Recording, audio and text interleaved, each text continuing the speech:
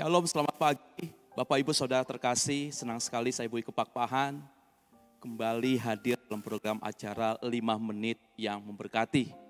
Puji nama Tuhan, apapun keadaan saudara, doa saya, saudara dalam perlindungan Tuhan. Hari ini kita buka dalam kitab Kejadian, pasal yang pertama, ayat yang ke-26. Firman Tuhan katakan demikian. Berfirmanlah Allah, baiklah kita menjadikan manusia menurut gambar dan rupa kita, supaya mereka berkuasa atas ikan-ikan di laut dan burung-burung di udara, dan atas ternak dan atas seluruh bumi, dan atas segala binatang melata yang merayap di bumi. Saudara, kalau kita renungkan ayat ini adalah ayat yang sangat-sangat powerful bagi kehidupan kita. Dan kita tahu bahwa ayat ini terjadi sebelum manusia itu jatuh di dalam dosa.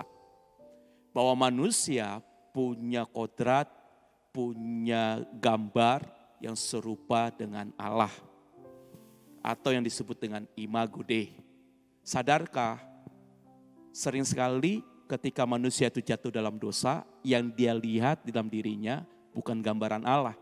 Tetapi yang dia lihat adalah gambaran daripada dirinya secara pribadi, bahkan dibantu dengan omongan, bisikan daripada keadaan maupun daripada si jahat. Maka hari ini tema khotbah saya yaitu siapa yang mengatur hidup saudara. Kalau kita lihat ayat ini katakan berfirmanlah Allah, baiklah kita menjadikan manusia menurut gambar dan rupa kita.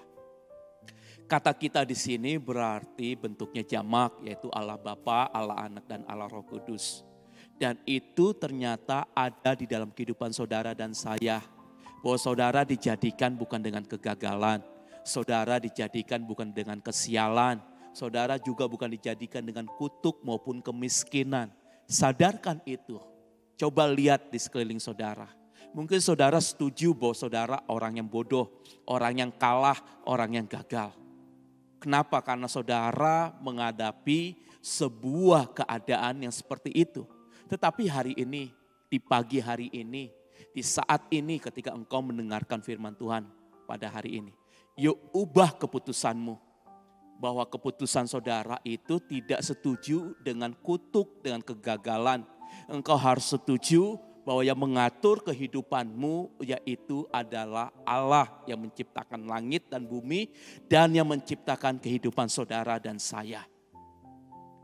Mungkin saudara dari latar belakang saudara, keluarga yang dikutuk, keluarga yang dibilang dari zaman kakek, nenek, dari zaman ayah itu memang sudah miskin Pak. Bahkan saudara bilang memang ada sakit yang turun-temurun. Tetapi hari ini saya mau katakan, ayo mulai putuskan itu. Kenapa? Karena ketika Tuhan jadikan saudara menurut gambar dan rupanya dikatakan di ayat ini supaya mereka berkuasa. Kata berkuasa di sini yaitu artinya keteraturan. Dan sadarkah saudara, percayalah orang yang hidupnya teratur pasti dia mendapatkan berkat yang terukur. Kenapa? Karena dia ada dalam pemeliharaan Tuhan. Coba aja saudara.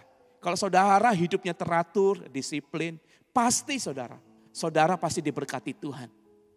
Saudara diberkati Tuhan bukan karena kecerdasan, kepandaian, bukan karena skill, tetapi karena saudara memiliki yang namanya itu satu mental, satu tabiat yang sungguh-sungguh itu memiliki keteraturan yang benar.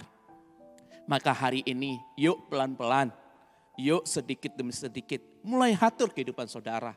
Dengan membaca Alkitab, dengan melakukan firman Tuhan, saya percaya segala kutuk, segala sakit penyakit, segala hal yang membuat saudara menjadi tidak layak, menjadikan engkau menjadi tidak percaya diri, menjadi minder, itu akan berubah.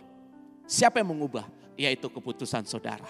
Maka hari ini, camkan baik-baik bahwa saudara dijadikan menurut gambar dan rupa Allah supaya saudara berkuasa. Kata berkuasa di sini yaitu teratur. Saudara bisa mengatur semua alam semesta, saudara bisa mengatur tubuh saudara yang sakit supaya sembuh. Itu yang berkata bukan saya tetapi firman Tuhan. Dikatakan supaya mereka berkuasa atas ikan-ikan di laut dan burung-burung di udara dan atas ternak dan atas seluruh bumi dan atas segala binatang melata yang merayap di bumi. Artinya apa?